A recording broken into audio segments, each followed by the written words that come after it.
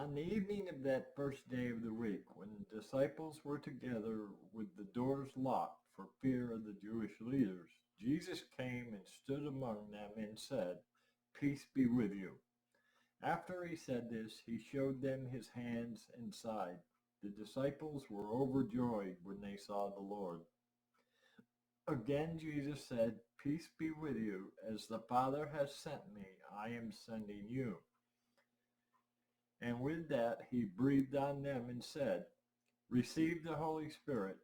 If you forgive anyone's sins, their sins are forgiven. If you do not forgive them, they are not forgiven." Now Thomas, also known as Didymus, one of the 12, was not with the disciples when Jesus came. So the other disciples told him, "We have seen the Lord." But he said to them, "Unless I see the nail marks in his hands, and put my finger where the nails were, and put my hand into his side, I will not believe." A week later, his disciples were in the house again, and Thomas was with them. Though the doors were locked, Jesus came and stood among them and said, "Peace be with you." Then he said to Thomas, "Put your finger here. See my hands? Reach out your hand and put it into my side. Stop doubting and believe." Thomas said to him, "My Lord and my God." Then Jesus told him, "Because you have seen me, you have believed.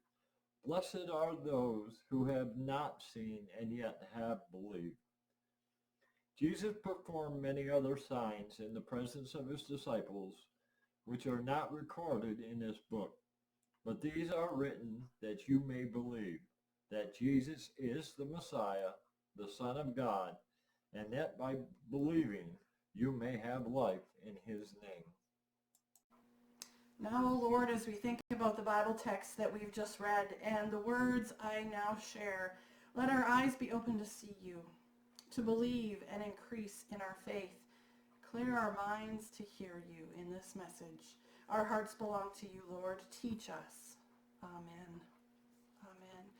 I believe it when I see it, right? Oh, as humans, we love to use that phrase. I'll believe it when I see it. We're skeptics. We believe the sun will rise and set each day because we see it with our eyes. We believe that water is wet because we have felt it. We believe that beautiful yellow lemons are sour because we have chanced it and we have tasted it, right? What about the wind? We feel it, we hear it. If there's a North Dakota prairie blowing in it, we could even taste it, right? We can see if we have a windsock or a flag that is blowing. We are a need-to-know creature. We're cautious and hesitant until what we believe is proven. Don't believe me? Google it, right? Who hasn't at one point or another turned to Google to find something out or to prove a fact? Well, today we continue our Easter story. Yes, that's right. It didn't end Easter morning. The story always continues. Jesus had died, and that was for sure. And then on the third day, he rose again. How do we know it to be so?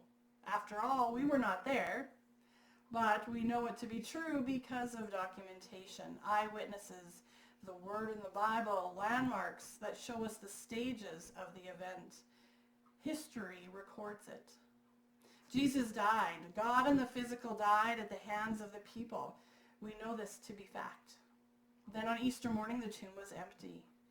We know that many searched for his body and they didn't find it. We know this from what we've read in the Bible. Jesus rose from the dead as he said he would. Funny thing was that even after all the miracles that they had witnessed, the disciples didn't believe his words until it had happened. Today we look at those first few days after Jesus' death and resurrection. We look at the disciples' test of faith over their fear. And we hear of Thomas, whose faith was strengthened in seeing rather than just believing by word. In both cases, they believed after seeing. The disciples that had followed Jesus and learned from him as they traveled and healed and preached were now huddled away in a room. They were afraid, frozen in the fear of the crowds outside the doors. Were they next to be condemned for following Jesus? They were fearful of what to do next. Everything had been easier when Jesus was around. When Jesus was physically with them, they were bolder and sure of the world and the work that they were going to do in the world for God. The disciples were now going through a darkness, a time of trial and the unknown. They were huddled together in this room, feeling alone in their isolation. That sounds a bit familiar to some of us.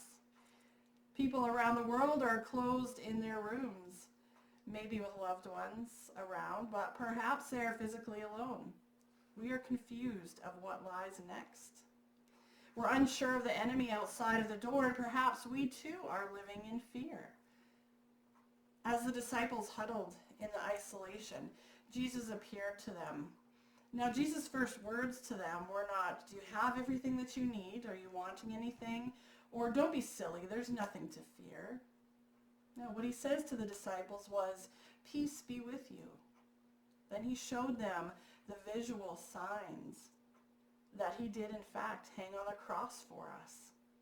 Then he said again, "Peace be with you." Jesus gives them a normal, everyday Eastern greeting, but "peace be with you" also passes along a blessing. It conveys a message of, may you be saved from trouble, or may God give you every good thing. What a beautiful message of love for the receiver of this greeting. I pause there for a moment for us to think about our current reality. Jesus knew how scared the disciples were. He knows our anxiety and fears as well. And my friends, he grants us his peace as well. If we open our eyes to Jesus around us in messages from others, in the sun shining through a window warming your soul, in the Bible and written words, or maybe the melodies that loft into our minds. If you're like me, you get a song in your head. Jesus is present with us in this struggle and wants us to feel his peace. Back to our huddled disciples now. Jesus appeared to them, greeting them with his comforting presence and peace. Once they had seen him and were comforted, he commissioned them to do what was next. Receive the Holy Spirit. If you forgive the sins of any, they are forgiven them. If you retain the sins of any, they are retained. That's from John 20:22-23. They are now reassured and commissioned once again, strengthened in faith, because they saw and heard Jesus. Then we hear about Thomas, good old doubting Thomas, as he's referred to by some, who struggled to believe that the others had seen Jesus. There was so much going on around him, and he simply had the mindset of, I'll believe it when I see it. There are some things that I've often wondered about this passage and Thomas. It says that he was not with the 12 when Jesus first came. I've wondered where he was. What was he doing? Did he have a good reason for not being there? I would like to think that Thomas, who the world sees as a doubter, may have in fact been living in his faith over fear and out among the people, caring for them, reassuring them, and not letting his faith be overcome by the fear of persecution. Or perhaps he was looking for supplies for the group, braving the crowds to get food and necessities. When he returned to the others, he found out that Jesus had been there and he missed him. His utterance of the words, all of us humans say, I'll believe it when I see it, may have been said in frustration, perhaps jealousy or disappointment of missing Jesus. After all, he traveled and had seen Jesus in ministry. He knew about the empty tomb, the miracles. Perhaps he even saw the empty tomb.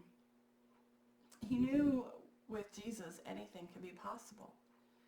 So were his words and frustration really because he doubted they saw Jesus? Or was he simply speaking out of disappointment?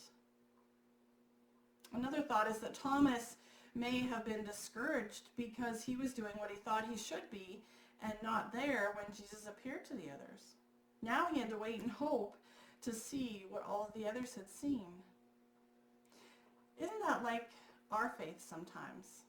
We look at others who have such strong faith, or those who have witnessed miracles and believe in the power of God unquestionably, and think, why can't I have that? Thomas was labeled a doubter because of his question and wanting to see with his own eyes. Why couldn't he have seen with the others, or better yet, believe in what they say? Just as the disciples experienced and the people in Jesus' ministry experienced, we all must remember that Jesus will come to each of us differently on our faith journey. Jesus will be visible to each of us at different times. In reading this account from John, it's easy to get down on Thomas when in fact Thomas's faith, his doubting, and wanting to see Jesus to know for sure matches what most of us go through on our faith journey. It's important to remember two virtues that Thomas had. First, he refused to say that he believed when he did not. The second was that when he did see and believe, he jumped all in. His hope turned into belief as his faith grew to overflowing. He was all in after seeing. Sometimes we doubt and we question. God knows this, and it's normal for us to do. If we do it properly with prayers, reading and opening ourselves to Jesus' presence, to seek Jesus, then the end result will always be a stronger faith. If you're doubting right now, or perhaps hiding away unsure of what is happening, what will it take for you to believe? We live in a world of doubting Thomases, and we sometimes are the scared disciples.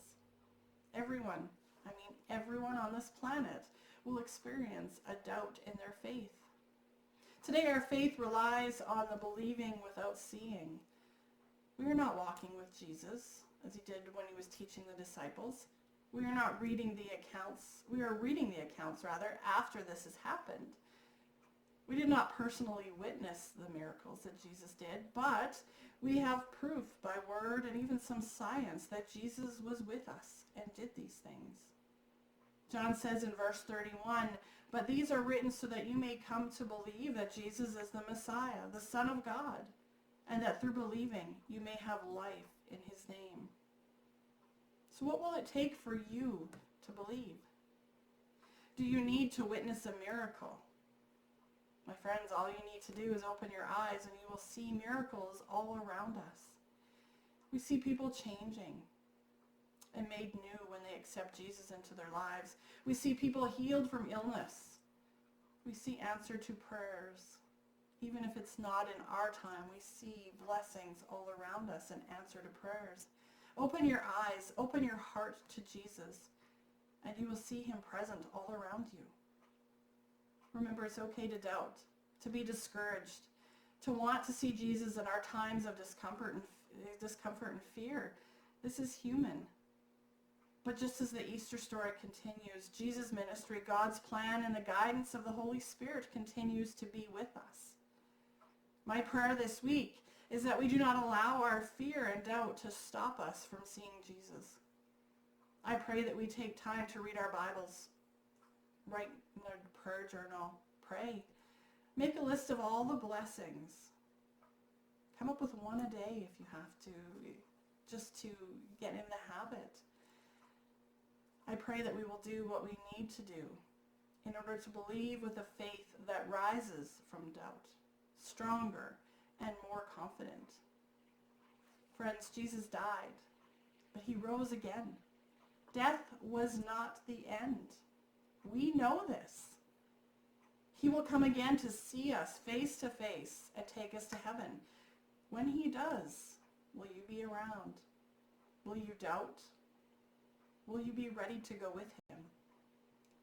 Do not live in fear and doubt. Live with Jesus right beside you. Have faith and believe. Amen.